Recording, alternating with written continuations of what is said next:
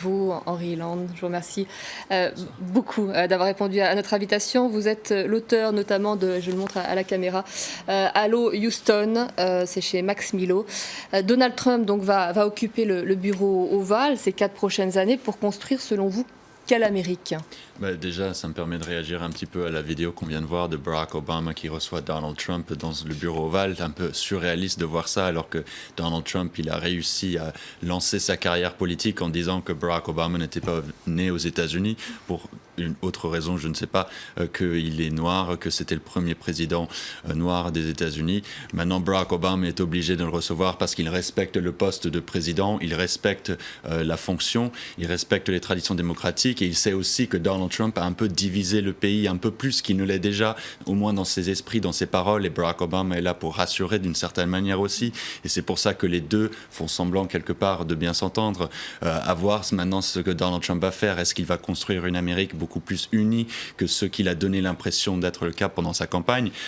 Il faut voir, il faut lutter absolument contre toute mesure qui vient en arrière sur les questions environnementales, sur les questions de santé publique, sur les questions de droits des femmes, droits des LGBT. Il a nommé un climato-sceptique comme la personne en charge de la transition des questions environnementales pour l'Agence de protection de l'environnement. C'est extrêmement néfaste. On sait déjà qu'il va relancer l'exploitation pétrolière. Il veut lancer l'exploitation pétrolière, il veut laisser passer l'oléoduc XL que Obama a fait tout ce qu'il a pu pour bloquer justement. Donc il y a les associations qui vont être fortement mobilisées, il y a certains responsables politiques qui vont pas du tout accepter ce que veut faire Donald Trump. Il faut aussi ne pas le sous-estimer. On l'a sous-estimé pendant longtemps, il ne faut pas sous-estimer ce qu'il veut faire. Alors ça c'est passionnant, la mobilisation de certains politiques et de la société civile. Oui. C'est vrai que là elle va pouvoir s'exprimer, elle va pouvoir jouer un rôle encore plus fort qu'elle n'a eu lors de Barack Obama, puisque lui au contraire était davantage à l'écoute. C'est tout un système qui vient d'être, peut-être pas de s'écrouler, mais qui vient d'être remis en cause, à la fois le scrutin, le mode de scrutin, à la fois le bipartisme, à la fois les médias, à la fois les sondages. Ça veut dire qu'il n'y a plus du tout de confiance en ce qui fut les États-Unis? Déjà, un Américain sur 10 faisait confiance au Congrès avant l'élection. C'est très peu. C'est très peu. Il y a un problème dans la politique américaine qui est l'influence des intérêts privés. Et c'est en grande partie l'influence de l'argent et les financements privés des campagnes et aussi les dépenses de lobbying.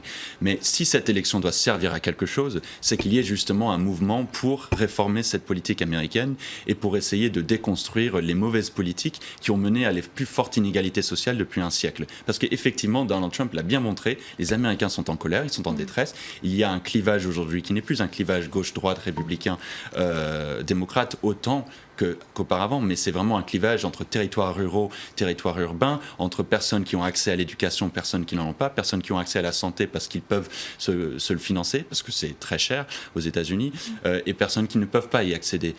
Donc c'est pour ça aussi qu'au passage, je ne pense pas que Obamacare sera autant menacé que Donald Trump le dit, même s'il disait qu'il voulait le défaire, mais on verra. Mais aujourd'hui, il faut reconstruire le système, mais ça va probablement venir des citoyens qui vont se mobiliser contre Donald Trump, qui veut revenir en arrière sur plein de choses essentielles. Une dernière question, parce que Wall Street vient de clôturer. Dow Jones a fini sur un record, encore une fois, à Wall Street. Comment vous expliquez cet enthousiasme des marchés alors qu'on annonçait son effondrement ?